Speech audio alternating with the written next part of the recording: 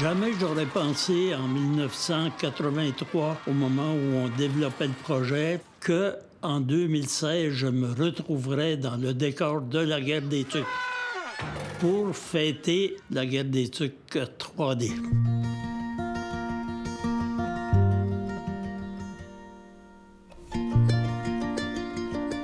J'arrivais pas à me décider parce que je me disais, l'original a pris, en ces 25 ans, tellement de place dans notre imaginaire que, quelle que soit la qualité du remake, on part perdant. Une fois que ma décision a été prise d'aller en animation, c'est là que j'ai tout de suite pensé à Marie-Claude Beauchamp et à son associé de l'époque, Normand Tauvette. Et à ma grande surprise, ils ont dit oui tout de suite, tout de suite, tout de suite. La guerre, c'est pas une raison pour ça faire mal. Je ne suis pas sûr de comprendre, mais je me suis fait prendre au jeu. La blague est vieille, là, mais on a toujours dit qu'Einstein avait déjà pensé à Marie-Claude lorsqu'il avait établi l'équation E égale MC2.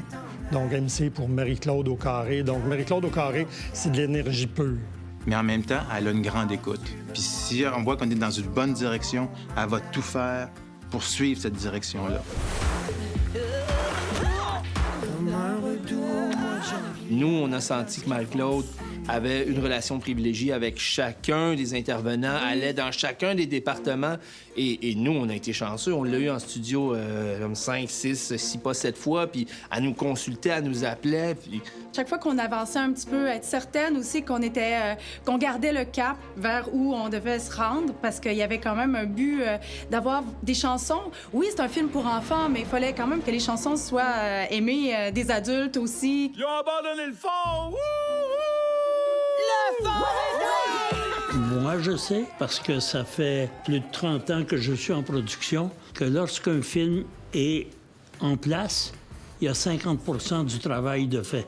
L'autre 50 c'est faire en sorte que le monde sache que ce film-là existe. Et là encore, Marie-Claude a fait un travail extraordinaire. Je pense que c'est la plus importante mise en marché de films au Canada depuis que notre cinématographie existe, depuis les années 60.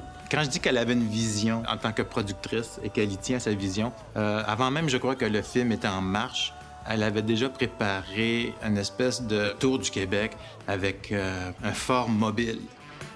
Ce qu'elle a fait pour les produits dérivés, pour aller chercher des commanditaires, pour associer des gens à la sortie du film, c'est exceptionnel et c'est là aussi un vrai travail de producteur. Ce qui est extraordinaire pour nous, c'est quand on a appris qu'on avait été sélectionné à Sundance. On a fait la projection devant un public et à la toute fin, on faisait venir les mascottes et là, il y avait une bataille de neige avec l'audience.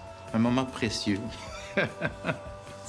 Ce que j'ai ressenti de plus intense en moi, c'est le niveau de créativité qui s'est manifesté de la part de nos équipes québécoises ici, à tous les niveaux, au niveau production, au niveau animation, composer la musique du film, par exemple, aller chercher Céline Dion, et il faut le faire.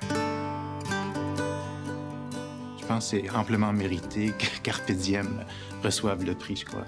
Bien, Carpe Diem, pour avoir réussi là où peut-être d'autres n'ont pas essayé, c'est-à-dire de vraiment avoir grand.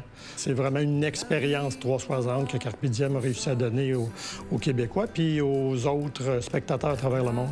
Ah, ça fait aucun doute que Carpe Diem mérite ce prix-là parce que, écoute, c'est un travail tellement colossal qu'ils ont entrepris. C'est des centaines de gens qui ont travaillé sur ce film-là d'arrache-pied avec énormément de passion, puis le résultat est là aussi. C'est un magnifique film.